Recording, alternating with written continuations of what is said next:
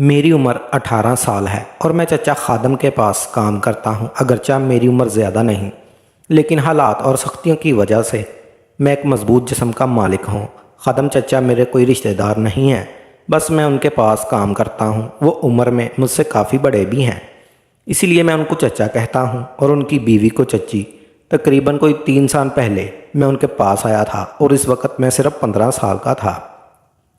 तब से लेकर आज तक मैं उनके पास ही हूँ और अपनी पूरी दयानतदारी और मेहनत से उनके पास काम कर रहा हूँ। इसी वजह से चचा मेरे साथ बहुत शफ़क़त से पेश आते हैं और वो मुझ पर पूरा भरोसा भी करते हैं। खादम चचा की फ़ैमिली कोई ज़्यादा बड़ी नहीं, उनकी 2 बेटियाँ हैं और एक बेटा और बीवी पर मुश्तमिल है। चचा की उम्र 60 साल के करीब है और उनकी बीवी की उम्र तकरीबन 35-36 साल के दरमियान, जबकि उनकी बड़ी बेटी की उम्र 17 साल और छोटी बेटी 13 साल की और उनका बेटा जो कि इस वक्त सिर्फ 8 साल का है। उनका कारोबार भी बहुत अच्छा चलता है। यही वजह थी कि उनके घर में ज़रूरत की हर चीज़ मौजूद थी। मुझे उनके घर आने जाने पर कोई रोक टोक तो नहीं थी और उनके घर के तमाम सौदा सलब भी मैं ही ला कर देता था। यानी चचा खादम मुझे अपने घर का फ़र्द ही समझते थे। जब से मैंने ये काम शुरू किया था, जब से लेकर आज तक सब कुछ ठीक ठाक चल रहा था और शायद ऐसे ही चलता रहता। मगर एक दिन कुछ ऐसा हुआ कि मेरे मामूलात में तब्दीली पैदा हो गई और मेरी ज़िंदगी ने एक नया रुख इख्तियार कर लिया। हुआ यूँ कुछ, मैं मामूल के मुताबिक सौदा सलफ लेकर चचा खादम के घर पहुँचा तो मेरे 2-3 दफ़ा दस्तक देने के बावजूद किसी ने जवाब न दिया और ना ही दरवाज़ा खोला। फिर कुछ देर इंतज़ार करने के बाद मैंने गेट को हल्का सा धक्का दिया तो वो लॉक नहीं था। फिर मैंने खुद ही गेट खोलकर अंदर दाखिल हो गया और बिलाजीचक बावर्ची खाने की तरफ सामान रखने के लिए चल पड़ा। मैं अभी बावर्ची खाने के करीब पहुंचा ही था कि मुझे बावर्ची खाने के साथ ही बने गुसल खाने से हल्की हल्की सिसकियों की आवाज़ें सुनाई दी तो मैं वहीं पर रुक गया। मगर उस वक़्त मुझे बिल्कुल भी समझ नहीं आ रहा था कि ये आवाज़ें किस टाइप की हैं, क्योंकि वह सिसकियाँ किसी के रोने की नहीं लग रही थी। वो तो एक अलग ही तरीके की आवाज़ थी जिसको समझने से मैं बिल्कुल कासर था। कुछ देर तो मैं यूं ही खड़ा रहा, मगर जब आवाज़ काफ़ी तेज़ आने लगी तो मुझसे रहा नहीं गया और मैं गुसल खाने की जानब जाने लगा। अभी दरवाजे के करीब पहुंचा ही था कि आवाज़ आना बंद हो गई थी तो मैं दोबारा बावर्ची खाने की तरफ आ गया और सामान रखने लगा। मैं सामान रख कर बाहर निकला ही था कि गुसल खाने का दरवाज़ा खुला और अंदर से चच्ची को निकलता देखा। मगर जब उनकी नज़र मुझ पर पड़ी तो एकदम से वो बड़बड़ा सी गई और गुस्से से मेरी तरफ देखते हुए बोली, तुम अंदर कब आए? और इनके इस तरह पूछने पर मैं एकदम डर गया और हालांकि बोला कि बस बच्ची अभी आया था, क्योंकि बाहर खड़े होकर मैंने काफ़ी देर तक दरवाज़ा बजाया मगर जब कोई जवाब नहीं आया तो मैं खुद ही अंदर आ गया। मेरी ये बात सुनकर चच्ची खामोश हो गई और किचन की तरफ चल गई। इस वक्त घर में चच्ची के अलावा और कोई नहीं था। खैर, फिर उन्होंने मुझे खाना पैक करके दिया तो मैंने खाने को टिफ़िन लेकर सीधा दुकान की तरफ चल दिया। दुकान पर आने जाने के बाद भी मेरा सारा ध्यान चच्ची की तरफ ही था कि आखिर चच्ची गुसल खाने में क्या कर रही थी और वो ऐसी आवाज़ें क्यों निकाल रही थी। पूरा दिन सोचने के बावजूद मैं इस बात को नहीं समझ पाया तो मैंने इस ख्याल को अपने जहन से निकाला और सारा ध्यान काम की तरफ कर दिया। मगर दूसरे दिन जब मैं खाना लेने चच्ची के घर गया तो मैंने उनको बहुत बदलाव महसूस किया।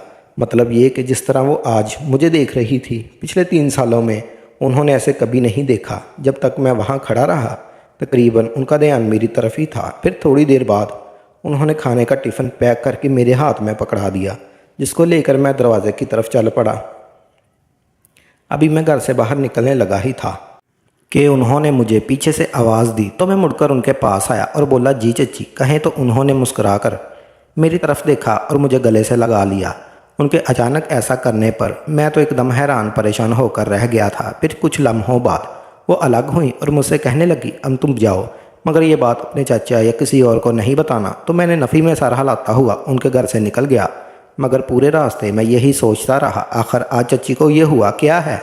और यही सोचते सोचते मैं दुकान पर पहुंच गया। अब मेरा काम में बिल्कुल भी दिल नहीं लग रहा था, मगर इस बात को सोचकर मैं अपने अंदर एक अजीब सा महसूस कर रहा था और अंदर ही अंदर मुस्कुराने लगा। अगले दिन इतवार का था और चचा इतवार को दुकान बंद रखते हैं, जिसकी वजह से सारा दिन मैं अपने घर पर ही रहा। दूसरे दिन सुबह जब मैं दुकान गया तो मेरे पहुंचते ही चचा मुझसे कहने लगे कि तुम्हारी चाची को घर का कुछ सामान मंगवाना है, इसलिए तुम अभी घर चले जाओ। तो मैं चचा की बात सुनकर उनके घर की तरफ चल दिया। घर पहुंचकर मैंने दरवाज़ा खटखटाया तो चच्ची ने ही दरवाज़ा खोला। क्योंकि उनके बच्चे स्कूल पढ़ने गए हुए थे और उस वक़्त चची घर में अकेली ही थी।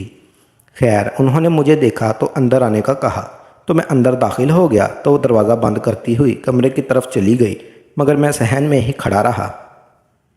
तो उन्होंने मुझे आवाज़ दी और कहने लगी कि वहाँ क्यों खड़े हो, अंदर कमरे में आ जाओ। तो उनके कहने पर मैं भी कमरे में दाखिल हो गया।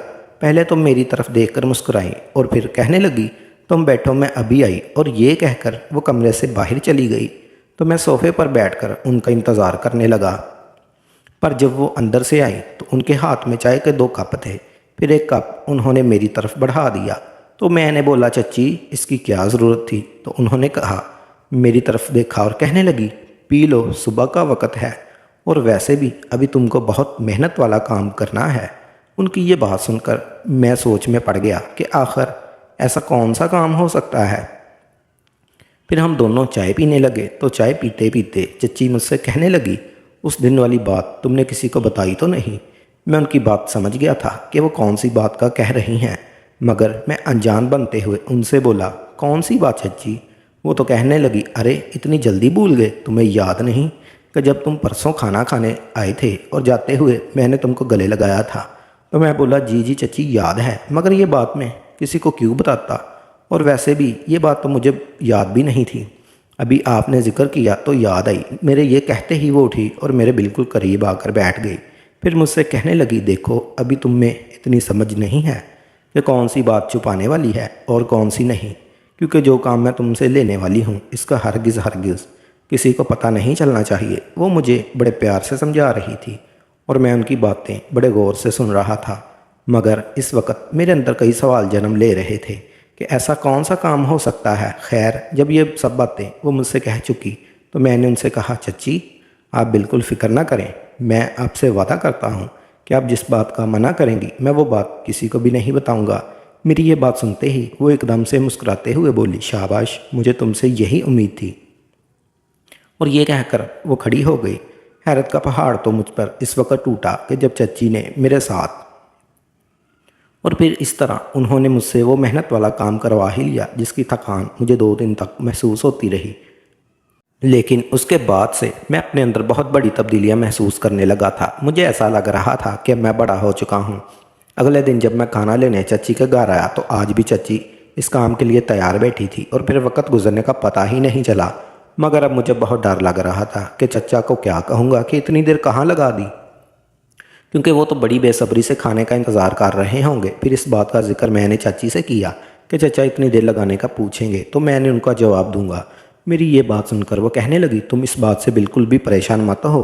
चची काफ़ी ज़हीन थी। उन्होंने फ़ौरन ही एक कहानी तैयार कर ली कि अगर तुम्हारे चचा पूछें तो उनसे कह देना कि चची की तबीयत ठीक नहीं थी और उन्होंने दवाई लेने भी भेज दिया था और खाना भी तैयार नहीं था, जिस वजह से देर हो गई। चची की बात सुनकर मैं खुश हो गया क्योंकि उनकी ये बात माकूल थी। तो मैं फ़ौरन से खाना लेकर सीधा दुकान पर पहुंच गया। दुकान पर ग्राहकों का इतना रश नहीं था, अलबत्ता चचा मुझे घूर कर देख रहे थे। फिर उनके पूछने पर मैंने वो कहानी सुना दी जो चची ने अपने दिमाग से बनाई थी। तो चचा ने भी उसे सच समझ लिया और खाना लेकर खाने लगे। मगर ना जाने क्यों मैं चचा से नज़रें नहीं मिला पा रहा था, क्योंकि मेरे अंदर ये एहसास पैदा होने लगा था कि मैं चचा के साथ नमक हरामी कर रहा हूँ।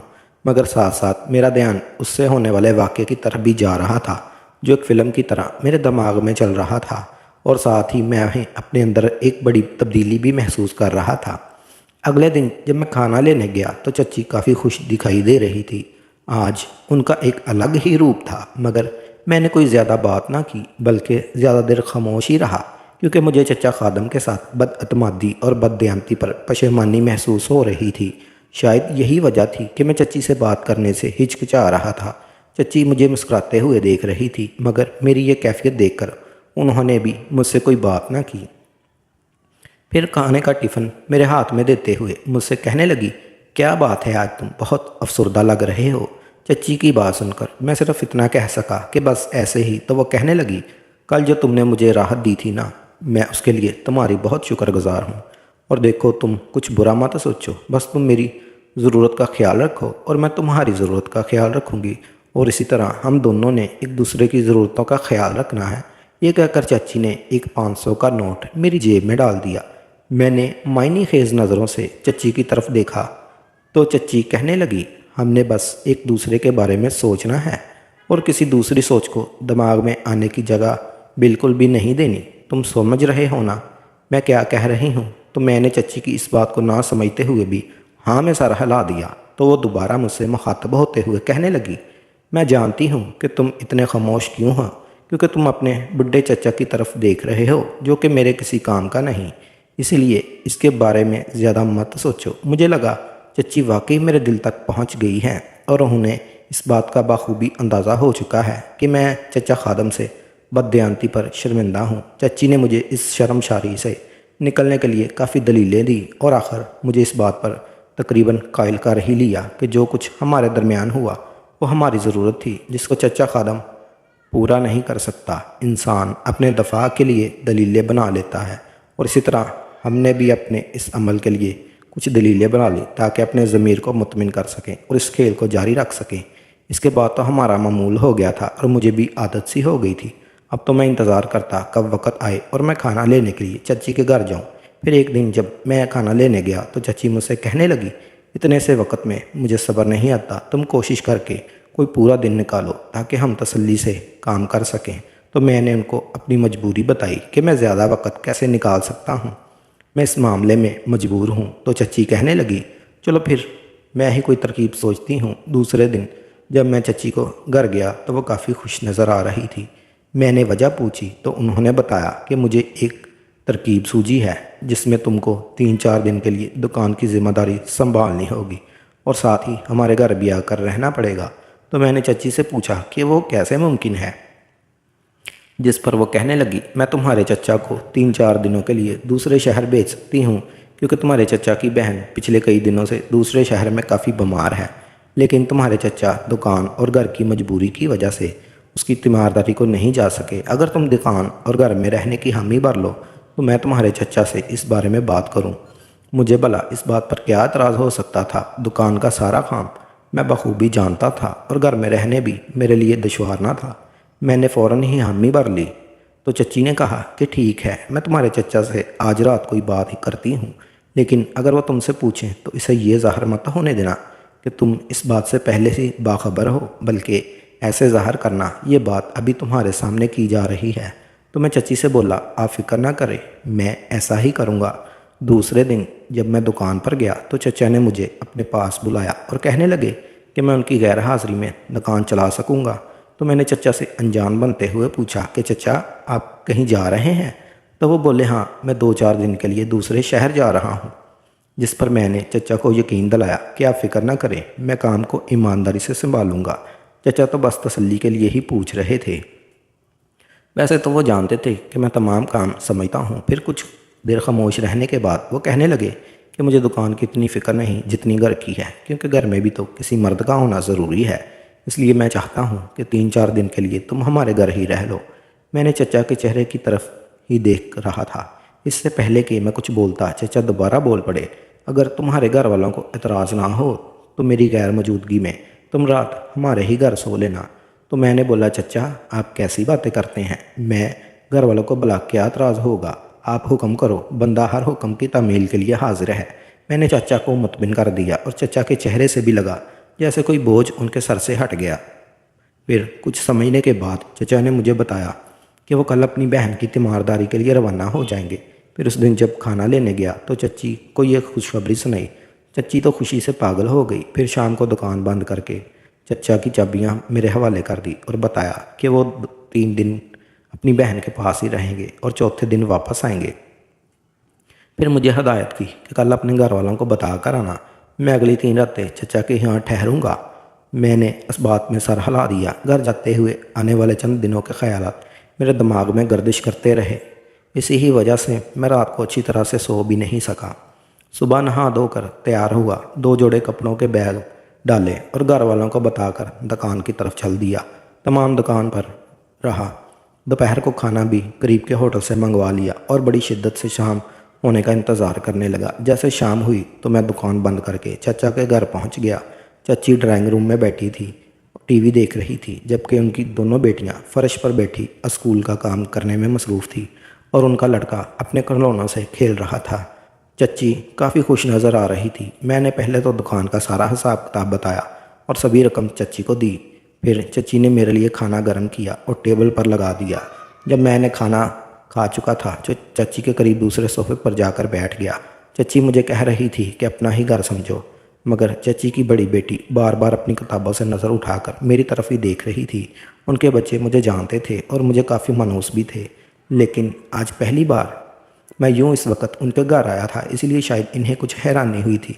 चच्ची की बड़ी बेटी काफ़ी समझदार थी, इसलिए इस बात का पता था कि उनका बाप घर नहीं है, इसलिए मैं उनके घर रहूँगा जब तक कि उनका बाप वापस नहीं आ जाता। अभी मुझे बैठे हुए कुछ देर ही गुजरी थी कि चच्ची का बेटा खिलौने छोड़कर मेरी गोद में आ बैठा और कुछ देर बाद मेरी गोद में ही सो गया। तो चच्ची उसे मेरी गोद में लेने के लिए मेरे करीब आके झुकी तो मेरी नज़रें गैर इरादी तौर पर उनकी बेटी की तरफ उठ गई कि कहीं उसने अपनी माँ का मेरे इतने करीब आना देखा तो नहीं, लेकिन वो अपने काम में मसरूफ़ थी। चच्ची इसको मेरी गोद से उठाते हुए बोली कि चलो तुम भी आओ, मैं तुम्हें तुम्हारे सोने की जगह दिखा दूँ। मैं खामोशी से उठा और चच्ची के पीछे चल पड़ा। चच्ची ने पहले तो अपने बेटे को अपने रूम में लिटाया, फिर एक कमरा छोड़कर अगले कमरे का दरवाज़ा खोलते हुए कहने लगी, ये तुम्हारा कमरा है और तुम्हें यहाँ कोई डिस्टर्ब नहीं करेगा सवाए मेरे। ये कहते हुए चच्ची ने मुस्कुराकर एक आंख दबाई और बोली, क्यों मैं ठीक कह रही हूँ? तो मैं भी मुस्कुराकर उनकी तरफ देखने लगा। मेरे साथ वाला कमरा उनके दोनों बेटियों का था। कमरा देखकर हम वापस ड्राइंग रूम में आ गए। चच्ची और मैं काफ़ी देर इधर उधर की बातें करते रहे। जब रात के 9 बज चुके थे तो चच्ची ने अपनी बेटियों को सोने का कहा। फिर मैं भी सोने का कहकर उठ गया। सोना कैसे था, बस उनकी बेटियों को मुतमिन करना था। तो मैं अपने कमरे में आकर लेट गया। फिर तकरीबन कोई 11 बजे के करीब मेरे कमरे का दरवाज़ा खुला तो मैंने देखा कि कमरे में चच्ची दाखिल हुई हैं। फिर वो मेरे करीब आई और मुझसे कहने लगी, उठो और मेरे कमरे में चलो। और इस तरह चच्ची मुझे उठाकर अपने कमरे में ले गई और मुझसे वही मेहनत वाला काम कराने लगी जिसकी वजह से यह सारा ड्रामा रचाया गया था। और फिर कुछ देर में हम दोनों जैसे पसीने से नहाते हुए